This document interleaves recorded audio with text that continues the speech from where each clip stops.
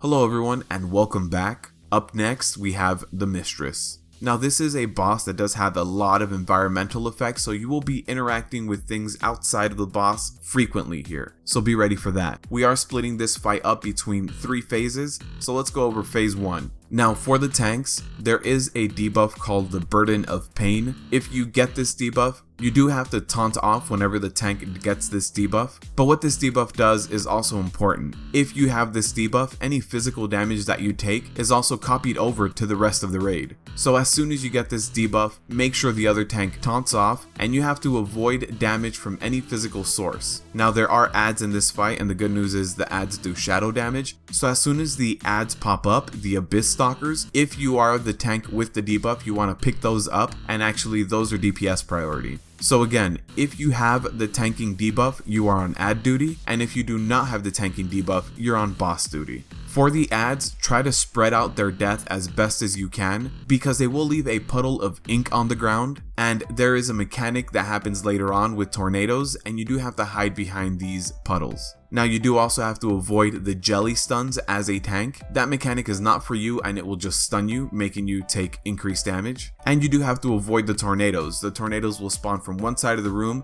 drag across the platform, and what you can do in normal mode, there's actually space in between the tornadoes, so you can actually fit right in between there. Or you can tank the boss right behind an ink puddle, and when the tornado hits the ink puddle, it actually disappears. Now DPS and healers in phase 1, make sure that you kill the adds first every single time. Now once these adds die, they do leave a puddle of ink on the ground. When the tornadoes come out, you can either choose to hide behind the puddle of ink, because when the tornado touches the ink, it will actually disappear. Or in normal mode, there's enough space between the tornadoes for you to actually dodge them. So fit in between the tornadoes as well, and that's another way to avoid it. Now if you do have the Consuming Hunger debuff, you do actually want to stand inside the jellyfish stun, since this is the only way to get rid of that debuff.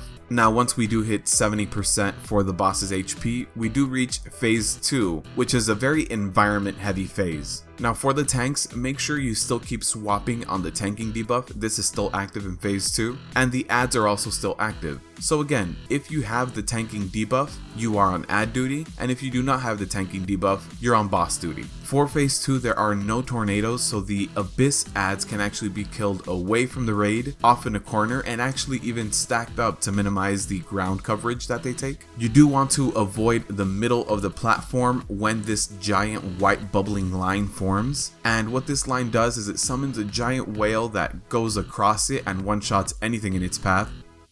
And as a tank, you also want to avoid any of these purple patches that are on the ground. That's more of a job for the rest of the raid, although as a tank you still can actually do it if you're off tanking, but that should only be a last resort. Also as a tank, you don't want to get anywhere near the Devouring Maw, so when this comes out here, you still want to keep tanking the boss in the middle of the room. Don't get too close because you might get sucked in and actually get one shot. Now DPS and healers, handling this phase has a lot to do with you and what you do with the environment. So remember to DPS the adds down first, and you won't actually need their ink puddle in phase 2, so get them down as fast as you can, move back to the boss. Now there will be a giant white bubbling line that goes across the middle. You do want to avoid standing in that, since a giant whale will come up and actually one-shot you, and we don't want to do that.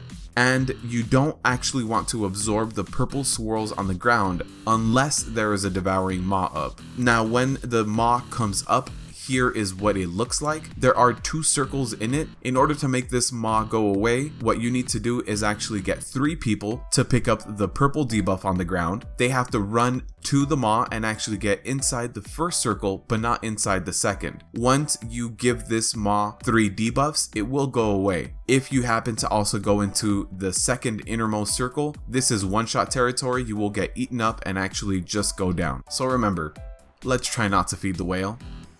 So remember, when this Maw comes up, 3 people have to pick up the debuff, run over into the first circle, and don't get dragged into the second. Once 3 debuffs are fed to the Maw, then it will disappear. Now the last thing to know is phase 3 starts at 30%, and phase 3 has every mechanic from phase 1 and 2 added up. Now DPS and healers, One other mechanic that you do need to deal with in phase 2 and phase 3 is the Hydra shot. This Hydra shot will target someone in the raid, and what you need to do is have 2 separate groups. You do want to split this damage between the boss and the person being targeted, and one group has to go and stand in between the boss and the target, stand in the line, and you will be splitting all of that damage. That damage leaves a debuff, and if you try to get too many of these debuffs, you will actually go down to damage. So again, make sure you have 2 different groups for soaking different Hydra shots, split those up accordingly. So the TLDR of this fight is kill the ads first, don't stand in anything unless you're feeding the maw, split the Hydra shots, avoid tornadoes,